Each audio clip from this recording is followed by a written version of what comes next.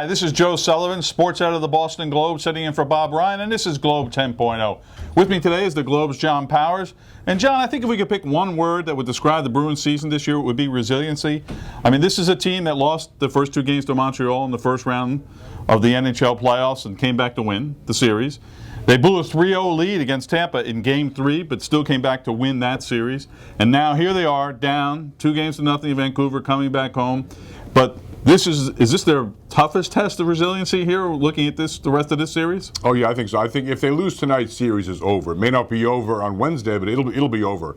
The big difference is the Bruins have always had the seventh game at home up until now. Now they don't. They can't give away home games. And if you look at the earlier series, they lost the opener at home to Montreal, the opener at home to Tampa Bay. They can't lose this opener. Yeah, they really can't. And look, this team has bounced back, and we can't write them off. There's no they could come back and win two and tie the series and send it back to Vancouver.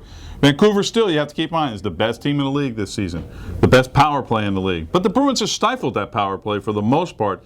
You know, John and I were at the Garden yesterday for the off-day interviews, and one of Henrique Sedin said to us, we asked him, how is the power play? Our power play has been terrible, he said to us. So the Bruins have shown some good effort in this series, but it hasn't been good enough to win games. So the question is, John, what's going to happen now? Well, I think what they need is discipline for the whole 60. I mean, one cardinal rule of hockey, you don't give up a goal in the first or last minute of a period. They did both here. Puck handling, you can't make a bad decision, because now Montreal couldn't do this to them, but these guys can. They punish you instantly for a bad decision, even if it's one breakdown. They had three on that winning goal. Are you saying they have to play perfectly?